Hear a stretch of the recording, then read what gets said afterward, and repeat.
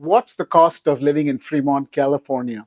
That's one of the most important questions future Fremont residents ask me all the time. So that's what we're going to explore today because you might be considering moving to Fremont or simply want to learn more about it for the future. Now, please make sure you watch to the end because that's the only way you're going to get the complete cost of living breakdown. Hi, this is Robbie Thomas with Realty Experts. Here, you'll find real estate information you won't find anywhere else who's sharing with you.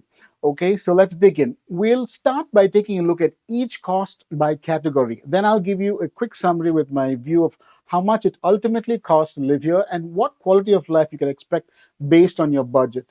So here we go. First up, let's consider housing. Obviously, this is a big one. The average home in Fremont sells for about 1.35 million for a three-bedroom, two-bath, around 1,700 square feet with the mortgage rate, interest rate about 7.5%, and you can expect housing to cost on average about 10,000 per month, at least a mortgage with a 20% down payment for your 30-year fixed. Of course, along with housing, you need to know what you'd be paying for utilities. Right now, the average cost of electricity, water, sewage, and trash are likely to set you back another $1,000. Now, if you have solar, it could reduce your total outlay, but that's for another video. Adding all of these numbers together essentially gives you an idea of what shelter looks like budget-wise. By the way, if you're finding value in this video, could you do me a favor and like, comment, and subscribe? Thank you. Now back to the video. Now it's time to think about your personal needs. How much do groceries cost in Fremont? Obviously, that depends on how many people are in your family and what kind of food you eat and what kind of grocery places you like to visit. But what an average grocery runs looks like for me, for a small family, is about $2,500 to $3,000. Average gas prices are around $6 per gallon right now, and family with two cars will average about $1,000 a month, not counting auto insurance. Gas prices have been historically high here in Fremont compared to the rest of the country.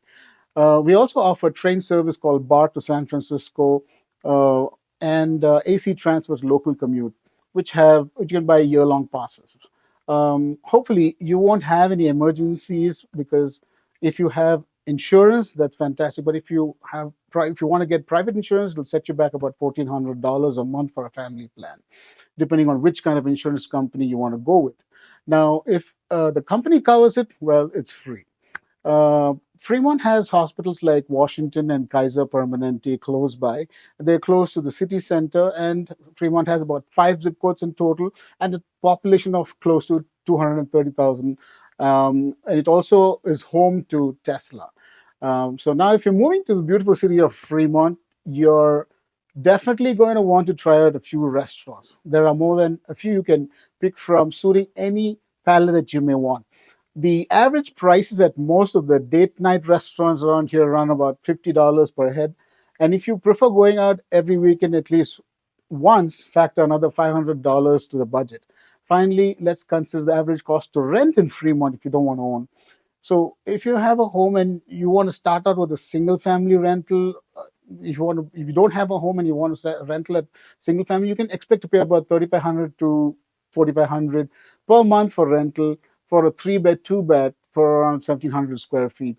Rental for apartment is about 2,800 to 3,200, depending on three-bedroom or four-bedroom or two-bedroom. You also want to factor in the utilities because they don't cover that.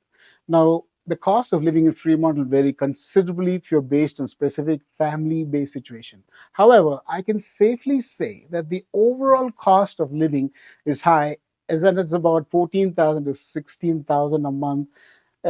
Compared to the other cities, yes, this is higher. If you like what you hear and you hoping to make Fremont your home, let me know. Also, don't forget my list of our preferred homes in Fremont down in the description. If you're not quite ready to take the next step or want to know more about Fremont, or reach Robbie Thomas at 510-374-2264. Again, thanks for watching, and I'll catch you next time. Bye.